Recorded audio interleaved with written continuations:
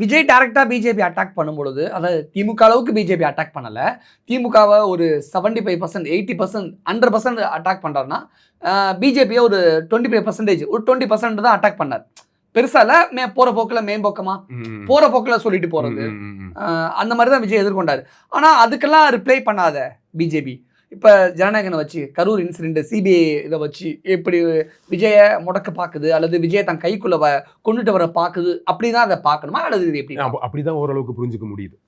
ஏன்னா காரணம் பிஜேபி அதிமுக அந்த கூட்டணியில விஜய் வருவது ஒரு பலம் தானே. ஸோ அந்த கூட்டணிக்கான ஒரு அழைப்பு விடுக்கக்கூடிய வேலையாக கூட இருக்கலாம். ஏற்கனவே விஜய் பிஜேபியோட பி டீம்னு சொல்றதுனால மேற்கொண்டு ஏதோ ஒரு ப்ரெஷர் அழுத்தத்தின் காரணமா பிஜேபி கூட்டணியில் பிஜேபி சேர்ந்தா பிஜேபியோட பி டீம் தாவேக்கான்னு சொன்னது நிரூபணம் ஆகிறாரா? பிஜேபியோட பி டீம் தாவேக்கான்னு சொன்னது நிரூபணம் ஆகுதோ இல்லையோ, இந்த இஷ்யூவை விஜயால ஹேண்டில் பண்ண முடியல, அவ்வளோதான், அடிபணிஞ்சிட்டாருன்னு ஆயிடும். அவர் ஆல்ரெடி பிஜேபியோட பி டீம்னு நான் எங்கேயுமே சொல்ல. ஏன்னா எப்பொழுதுமே விஜய் கமலையா தான் சொல்லிட்டு இருந்தீங்க பிஜேபி பி டீம்னு. கடைசியில் என்னாச்சு? அது நடக்கல. அதனால நம்ம வந்து ஒரு முன் அனுமானத்தோட யாரையும் அணுகக்கூடாது. விஜய் வந்து தமிழக இஷ்யூவில் நிறைய விஷயத்த பேசல, ஓகேவா? பல விஷயத்துக்கு மௌனமாக கடந்து போனார், அதெல்லாம் உண்மைதான். இன்னும் தீவிரமாக இறங்கி வேலை செஞ்சிருக்குன்னு செய்யலை. ஆனால் என்ன ஒரு நல்ல விஷயம் அவர்கிட்ட பார்க்குறோம்னா, தமிழ்நாட்டுக்கும் தமிழக மக்களுக்கும் எதிரான விஷயத்த பேசல. கரெக்டா? ஸோ அப்படி இருக்கும்போது அவரையே நம்ம பிஜேபியோட பி டீம்னு சொல்லணும் அப்படிங்கிற ஒரு கேள்வி வருது. ஸோ அதெல்லாம் நிரூபணம் ஆகாது. அது உண்மை இல்லாமல் கூட இருக்கலாம், உண்மையாக கூட இருக்கலாம், அதை விட்டுருங்க. ஆனால் இந்த இஷ்யூவில் இந்த 2 ஜனநாயகன் படத்தை வச்சியும் இந்த கரூர் இஷ்யூவை வச்சியும் விஜயை தனக்கு அடிமனை வச்சுட்டாங்கன்னு புரிஞ்சுக்கலாம். அவர் அங்கே போய் சேர்ந்தாருன்னா.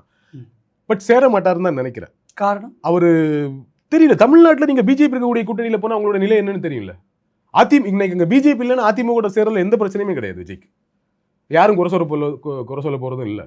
ஆனால் பிஜேபி இருக்கக்கூடிய கூட்டணியில் போய் சேர்ந்தா என்ன? அப்போ இவருக்கு தமிழக நலன், இப்போ கொஞ்சம் முன்னாடி சொன்னல, தமிழுக்கு எதிராக எதுவுமே பேசலன்ட்டு, பேசவே வேணாம். அங்கே போய் சேர்ந்தாலே எதிரான மனநிலைக்கு மக்கள் முடிவு வந்துருவாங்களே. அப்போ அதுக்கப்புறம் இந்த எலெக்ஷன் மேபி ஜெயிக்கலாம். அதுக்கப்புறம் நீங்கள் என்ன சொல்லி இங்கே வந்து பேசுவீங்க?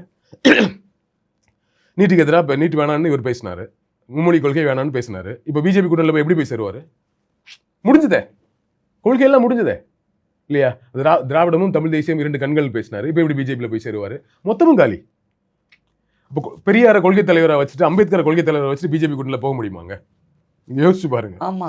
ஸோ போகவே முடியாது. அதனால போக மாட்டார்னு நினைக்கிறேன். இவ்வளவு சிக்கலுமே காரணமும் அதுதான் நினைக்கிறேன்.